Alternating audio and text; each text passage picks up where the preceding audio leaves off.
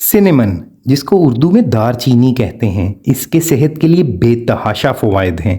लेकिन अगर इसको गलत तरीके से इस्तेमाल किया जाए तो जिस्म को नुकसान भी पहुंच सकता है। इसीलिए आज की इस वीडियो में हम बात करेंगे कि दारचीनी को इस्तेमाल करने का सही तरीका क्या है, इसके गलत इस्तेमाल से हमारे जिस्म को क्या नुकसान पहुंच सकता है, इसकी इकसाम क्या हैं और कौन सी दारचीनी हमारी सेहत के लिए बेहतर है। और इस वीडियो के आखिर में आपको बताएंगे दारचीनी के सेहत के लिए बेतहाशा फ़वाइद के बारे में भी। डेनमार्क में होने वाली एक स्टडी के मुताबिक जो डेनमार्क में सिनेमन रोल्स बेचे जाते हैं उनमें से आधों से ज़्यादा में क्यूमेरिन एक ख़तरनाक सब्सटेंस है, उसकी अमाउंट यूरोपियन यूनियन की जो लीगल लिमिट दी गई है उससे ज़्यादा पाई गई। अगर आप एंटीबायोटिक्स ले रहे हैं, खून पतला करने की दवाइयाँ ले रहे हैं, या वो ख़वातीन जो कि प्रेग्नेंट हैं, वो इमीडिएटली फ़ौरन से सिनेमन का इस्तेमाल रोक दें, या कम अज़ कम इसको अपने डॉक्टर के साथ ज़रूर डिस्कस करें, क्योंकि ये बड़ा ख़तरनाक साबित हो सकता है। कुछ यूरोपियन कंट्रीज़ ने सिनेमन की एक ख़ास वैरायटी को बैन किया हुआ है और कुछ यूरोपियन कंट्रीज़ ने बड़ी उस पर लिमिट्स लगाई हुई हैं, यानी कि कैसे उसको इस्तेमाल किया जा सकता है। अब मैं आपको एक बड़ी ही इंटरेस्टिंग स्टोरी के बारे में बताता हूँ कि पिछले दिनों एक मेरे पास पेशेंट आई। साल पहले मैंने उनका थायराइड का ऑपरेशन किया था, बिल्कुल ठीक हो गई। चंद दिनों से उनको पैल्पिटेशंस यानी कि दिल की धड़कन तेज़ तेज़ महसूस होती, धक धक धक, टेंशन, एंग्जाइटी। हमने तमाम चीज़ें देख ली, तमाम टेस्ट करवा लिए, मेडिकल कंसल्टेशन सब कुछ कर लिया, लेकिन कहीं पे कोई सुराग नहीं मिल रहा था, कुछ पता नहीं चल रहा था कि क्या चल रहा है।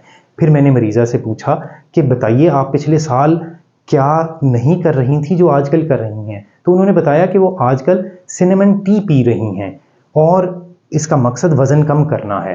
तो फिर मैंने उन्हें मना कर दिया, आप सिनेमन टी रोक दें। जब उन्होंने ये सिनेमन टी रोकी तो 3 दिनों के बाद सब कुछ ठीक हो गया। इसने मुझे मजबूर किया कि मैं देखूं कि सिनेमन है क्या चीज़, इसके बारे में स्टडी करूं। तो मैंने इसके बारे में डिटेल्ड रिसर्च की, बहुत सारे रिसर्च पेपर्स पढ़े और इस कंक्लूजन पे पहुंचा कि सिनेमन एक स्पाइस यानी कि एक मसाला तो है, लेकिन इसके साथ साथ है कि ये दवाई भी है। तो इसको दवाई की तरह ट्रीट करना चाहिए, इसकी डोज को एक्सीड नहीं करना, डेली कितना ले सकते हैं, कब तक ले सकते हैं और कौन सी वैरायटी को इस्तेमाल करना है, इसका हमें बड़ा केयरफुल होना पड़ेगा, क्योंकि ये एक दवाई है। जब सिनेमन के बारे में मैंने तफसील से पढ़ा तो मुझे पता चला कि सिनेमन में कुछ ऐसे सब्सटेंसेस होते हैं जो कि जिस्म के लिए हार्मफुल हैं, पर्टिकुलरली तब जब उनकी डोज बढ़ जाती है। लो डोज में उनका कोई नुकसान नहीं है, लेकिन हाई डोज में नुकसान है। और मैंने ये फर्दर देखा कि सिनेमन की 2 वैरायटीज़ हैं, एक वैरायटी को कैसिया कहा जाता है और एक वैरायटी है सीलॉन वैरायटी। तो इनमें से जो केसिया वैरायटी है इसमें ये हार्मफुल सब्सटेंसेस, बुरे अमवाद जो हैं, ये बहुत ज़्यादा क्वांटिटी में पाए जाते हैं। फिर हाँ, हमारे घरों में कौन सा सिनेमन है, तो मैंने ये जाके देखा कि मार्केट्स में सिनेमन के ऊपर कोई लेबल नहीं लगा हुआ था कि ये केसिया वैरायटी है या सीलॉन वैरायटी है। तो इससे मेरी क्यूरोसिटी मज़ीद बढ़ी, तो मैंने सोचा कि अब इसको घर ला के देखते हैं कि ये कौन सा है। फिर मैंने इंटरनेट से, रिसर्च पेपर से और पिक्चर से देखा, तो मैं इस नतीजे पे पहुंचा कि ये ज़्यादातर जो सिनेमन अवेलेबल है हमारी मार्केट में वो केसिया वैरायटी का है। और केसिया वैरायटी वो है जिसमें ये हार्मफुल सब्सटेंसेस की अमाउंट ज़्यादा है। इसको इस्तेमाल फिर भी किया जा सकता है, लेकिन इसकी डोज और कम करनी पड़ेगी और इसके बारे में और ज़्यादा केयरफुल होना पड़ता है, क्योंकि सिनेमन के अंदर बहुत सारे कंपाउंड्स हैं और इसको एक दवाई समझा जाता है। तो यूनाइटेड स्टेट्स के डिपार्टमेंट ऑफ हेल्थ ने इसके बारे में रिकमेंडेशंस दी हैं और रिकमेंडेशंस ये हैं कि एक बंदा दिन में 6 ग्राम से ज़्यादा सिनेमन का इस्तेमाल ना करे और मैक्सिमम 6 वीक्स यानी कि 6 हफ्ते तक इस्तेमाल किया जा सकता होता है। उसके बाद एक गैप लेना ज़रूरी है।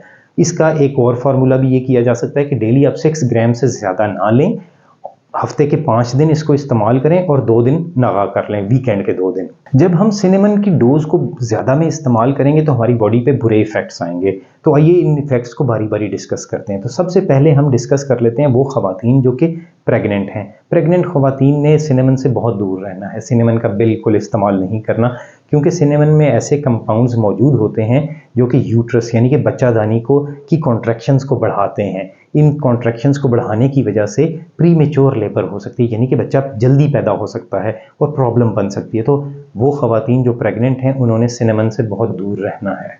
सिनेमन को जब ज़्यादा डोज में इस्तेमाल किया जाता है तो इसमें मौजूद बुरे चीज़ें, जिनमें क्यूमेरिन आती है, स्टायरीन है, बेंजीन है, इनका इफ़ेक्ट बॉडी पे आना शुरू होता है। इनमें सबसे इम्पॉर्टेंट क्यूमेरिन है। क्यूमेरिन जो है वो डायरेक्ट लिवर को भी डैमेज करता है, इसके अलावा ये खून को भी पतला करता है, और खून को पतला करना, जब इसको डोज ज़्यादा मिलेंगे तो खून ज़्यादा पतला हो सकता है और इसकी हमारे जिस्म पे बुरे असरात आ सकते हैं। दिल के मरीज़ अक्सर खून पतला करने की दवाइयाँ इस्तेमाल कर रहे होते हैं, जिसमें लोप्रिन, लोप्लेट और कभी कभार वारफरिन भी शामिल होती है, क्योंकि सिनेमन में क्यूमेरिन शामिल है जो कि खून को पहले से पतला करता है और कुछ दवाइयों को बॉडी में ज़्यादा स्टे भी करवा सकता होता है। तो इन मरीज़ों ने बड़े केयरफुल होना है और अपने डॉक्टर के साथ ज़रूर डिस्कस करने लेना है, क्योंकि सिनेमन में मौजूद खून पतला करने की कैपेसिटी जो है हमारे खून को बहुत ज़्यादा पतला भी कर सकती है। सिनेमन में मौजूद कंपाउंड्स जो होते हैं वो हमारे दिल की धड़कन को तेज़ कर सकते हैं, जिसकी वजह से दिल में पैल्पिटेशंस, इसके अलावा टेंशन, एंग्जाइटी और परेशानी बढ़ सकती है, पैनिक अटैक्स हो सकते हैं। तो दिल के मरीज़ों ने और बच्चों ने बड़ा केयरफुल रहना है, सिनेमन की डोजेज को एक्सीड बिल्कुल नहीं करना और बहुत केयरफुली इस्तेमाल करना है, क्योंकि cinnamon natural anti bacterial properties रखती है और इसके अलावा इसमें मौजूद है क्यूमेरिन। क्यूमेरिन दवाइयों के साथ इंटरेक्ट कर सकता है और कुछ दवाइयों को बॉडी में स्टे ज़्यादा करवा सकता है और कुछ को जल्दी खारिज करवा सकता है। तो जब आप एंटीबायोटिक्स ले रहे हैं तो इसके साथ आपने सिनेमन का इस्तेमाल नहीं करना, या कम से कम अपने डॉक्टर से ज़रूर डिस्कस कर लेना है। सिनेमन के हमने बॉडी के ऊपर, हमारे जिस्म के ऊपर जब हम डोज ज़्यादा ले जाते हैं तो उसके बुरे इफ़ेक्ट्स तो देख लिए। अब हम देखते हैं कि इसके हमारी बॉडी पे बहुत अच्छे इफ़ेक्ट्स भी हैं और ये एक बड़ी यूज़फुल चीज़ है, इसको मिस आउट नहीं किया जा सकता। सिनेमन शुगर के मरीज़ों के लिए बड़ी ही अहम है और बहुत सारे इसके बेनिफिट्स हैं। सिनेमन 2 तरीक़ों से दरअसल काम करती है। पहला तरीका ये है कि हमारी आंतों में जो शुगर को एब्जॉर्ब करवाने वाले एंजाइम्स होते हैं उनको ये स्लो डाउन कर देती है। जब ये स्लो डाउन होता है तो शुगर की एब्जॉर्प्शन यानी कि उसका जज़ब होना आहिस्ता हो जाता है, जिसकी वजह से शुगर की स्पाइक नहीं बनती, अचानक से शुगर लेवल शूट नहीं करेगा और स्टेबल रहेगा। इसकी वजह से हमारे जो बॉडी के ऑर्गन्स हैं उनको शुगर की एक मुसलसल मुतवाज़न सप्लाई बरकरार रहती है। दूसरा तरीका जो इसका अहम है वो ये है कि ये इंसुलिन को लबलबे से निकालने में मददगार होती है और इसके साथ साथ जो इंसुलिन का इफ़ेक्ट होता है हमारी बॉडी पे, हमारे टिश्यूज़ पे, हमारे ऑर्गन्स पे, डायबिटिक्स में ये मसला होता है कि इंसुलिन ज़्यादा तो होती है लेकिन इफ़ेक्टिव नहीं होती।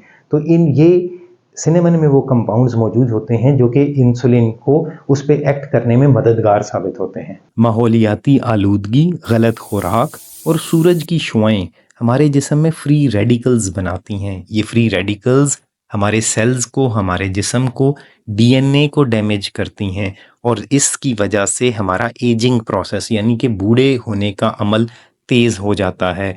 इसके अलावा ये दिल की बीमारियां, कैंसर और दिमाग की बीमारियों को भी जन्म देती हैं।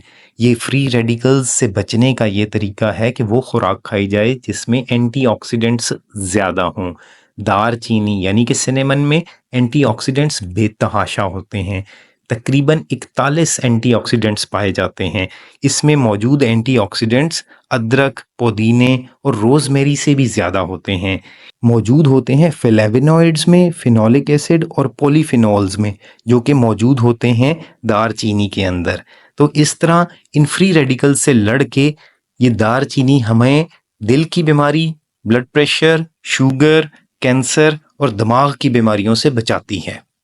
दार चीनी में मौजूद एंटीऑक्सीडेंट्स हमारे जिस्म में सोजिश को भी कम करते हैं, जिसकी वजह से उम्र के बढ़ने के साथ बीमारियां आती हैं उनमें काफ़ी कमी आती है।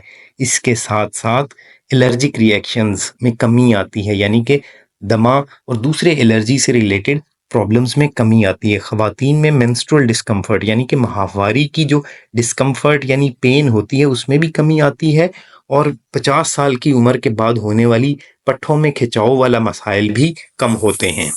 रिसर्च ने साबित किया है कि सिनेमन यानी कि दार चीनी के अंदर ऐसी चीज़ें मौजूद होती हैं, कोलेस्ट्रॉल और ट्राइग्लिसराइड लेवल को कम करती है, जिसका इनडायरेक्टली इफेक्ट दिल पे भी आता है और हमारा दिल मजबूत होता है और खून को थोड़ा सा पतला करती हैं, जिससे दिल की सेहत और बेहतर होती है। सिनेमन में मौजूद एंटीऑक्सीडेंट्स इन फ्री रेडिकल्स के असर को ख़त्म करते हैं, जिसकी वजह से पार्किंसनिज्म और अल्जाइमर्स यानी कि भूल जाने की बीमारी जो बुढ़ापे में होती है उनका रिस्क کم ہو جاتا ہے۔ فری ریڈیکلز ہمارے ڈی این اے کو بھی ڈیمیج کرتے ہیں، جس کی وجہ سے کینسر ہونے کا رسک بڑھ جاتا ہے۔ سنیمن میں موجود ہوتا ہے سینیملڈیہائیڈ، جو کہ ایک بہت ہی اسٹرانگ اینٹی آکسیڈنٹ ہے۔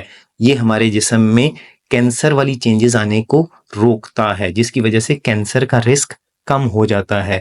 ریسرچ نے ثابت کیا ہے کہ سنیمن کا خاص اثر بڑی آنت پہ آتا ہے، اور بڑی آنت کے کینسر کے رسک کو یہ کافی حد تک کم کرتا ہے۔ اینٹی آکسیڈنٹس کے علاوہ سنیمن میں موجود ہوتے ہیں ایسے کمپاؤنڈز جو کہ رکھتے ہیں properties anti bacterial, anti fungal یعنی کہ فنگس کے اگینسٹ، اور وائرسز کے اگینسٹ بھی، جس کی وجہ سے ہمارے جسم میں انفیکشنز کا رسک کم ہو جاتا ہے، جیسے کہ نمونیا، بار بار گلا خراب ہونا اور چھاتی کا خراب ہونا۔ اس کے علاوہ یہ ہماری جسم کے جو ڈیفنس میکانزم ہے اس کو بھی مضبوط کرتا ہے۔ دار چینی یعنی کہ سنیمن صدیوں سے منہ کی صحت کے لیے بھی استعمال ہوتا رہا ہے۔ اس کو صدیوں سے ماؤتھ واش اور ٹوتھ پاؤڈرز میں استعمال کیا جاتا ہے۔ سنیمن کا استعمال اس وجہ سے ہوتا ہے کیونکہ اس میں موجود ہیں اینٹی بیکٹیریل اور اینٹی فنگل پراپرٹیز۔ یہ دانتوں میں بننے والی کیویٹیز اور دانتوں کو گرنے سے بچاتا ہے۔ اس کے علاوہ منہ میں بننے والے زخم کو کم کرتا ہے، ہمارے مسوڑوں کی صحت کو بہتر کرتا ہے، اور ساتھ ہی ساتھ ہمارے سانس کو بھی بہتر کرتا ہے۔ ہمارے منہ میں اور ہماری خوراک کی نالی میں ییسٹ یعنی کہ فنگس موجود ہوتا ہے، جو نارملی انڈر کنٹرول رہتا ہے، لیکن جب ہماری باڈی کسی سٹریس میں آتی ہے، کسی بیماری میں ہم گرتے ہیں، یا پھر ہم بہت زیادہ اینٹی بایوٹکس استعمال کرتے ہیں، تو ان کی گروتھ بہت زیادہ شروع ہو جاتی ہے۔ سنیمن ان کی گروتھ کو کنٹرول میں رکھتا ہے کیونکہ اس میں موجود ہوتی ہیں اینٹی فنگل پراپرٹیز۔ سنیمن کو ہربل میڈیسن میں بھی استعمال کیا جاتا ہے، خاص طور پہ جلد کے لیے۔